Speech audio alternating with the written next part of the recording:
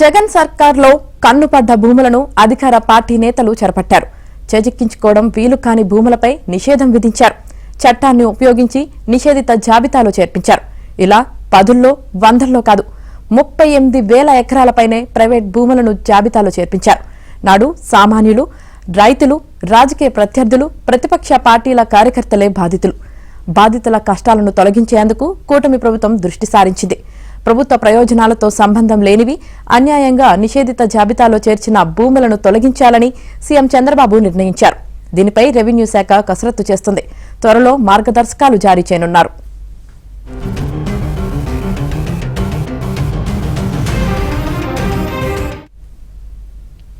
నాడు వైసీపీ నేతల దౌర్జన్యం, ఒత్తిళ్లతో అన్యాయంగా నిషేధిత జాబితాలోకి చేర్చిన భూములను విడిపించాలన్న ప్రజల డిమాండ్లపై కూటమి సర్కార్ సానుకూలంగా స్పందించింది.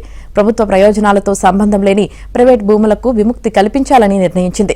ముఖ్యమంత్రి చంద్రబాబు ఈ మేరకు రెవెన్యూ శాఖ స్పెషల్ సీఎస్ సిసోడియాను ఆదేశించినట్లు తెలిసింది. అన్యాయంగా నిషేధిత జాబితాలో చేర్చిన దాదాపు 38,000 ఎకరాల ప్రైవేట్ భూములను చట్ట ప్రకారం 22A నుంచి బయటపడేయటానికి రెవెన్యూ శాఖ కసరత్తు మొదలుపెట్టింది. త్వరలో దీనిపై ఉత్తర్వులు ఇచ్చే అవకాశం ఉంది. అదే జరిగితే వేలాది రైతుల భూములు నిషేధిత జాబితా నుంచి విముక్తి పొందనున్నాయి.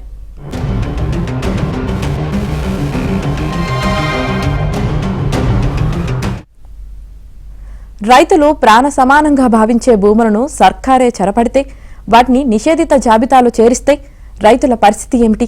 న్యాయ పోరాటం చేయగల స్తోమత ఉన్నవారు కోర్టులకెళ్తారు. శక్తి లేని వారైతే రాజకీయంగా దారిలోకి వస్తారు. గత జగన్ ప్రభుత్వంలో జరిగిన భూకక్ష ఇదే. భూములను కాపాడుతాం, వాటికి శాశ్వత హక్కు కల్పిస్తాం, ఇదే జగనన్న భూరక్ష పథకం అంటూ ఆర్భాటం చేసిన వైసీపీ ప్రభుత్వంలో అధికార పార్టీ నేతలు రెచ్చిపోయారు.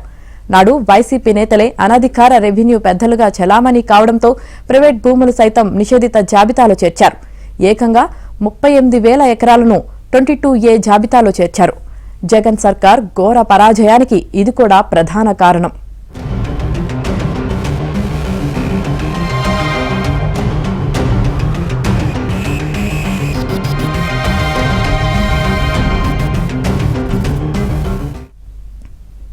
కూటమి ప్రభుత్వం వచ్చాక వేలాది ఫిర్యాదులు వస్తున్నాయి.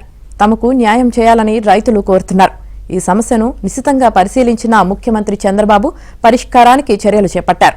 జగన్ జమానాలో వైసీపీ నేతలు తమ రాజకీయ ప్రయోజనాల కోసం రిజిస్ట్రేషన్ చట్టంలోని సెక్షన్లను అడ్డగోలుగా వాడుకున్నారు. గ్రామాలు, పట్టణాల్లో మాట వినని సామాన్యులు, రాజకీయ ప్రత్యర్థులు, ఇతర పార్టీల కార్యకర్తలను అదిరించి, బెదిరించి లొంగదీసుకునేందుకు నిషేధిత జాబితాను దుర్వినియోగం చేశారు. జగనన్న శాశ్వత భూ హక్కు, భూరక్ష పేరిట సర్కారు భూముల సర్వే చేసింది. సర్వే అనంతరం భూముల రికార్డులు, సరిహద్దులు, ఇతర వివరాలు మారిపోయాయి. దీన్ని అడ్డం పెట్టుకుని వైసీపీ నేతలు తమకు గిట్టని వారి భూములను అన్యాయంగా నిషేధిత జాబితాలో పెట్టించి వేధించారు.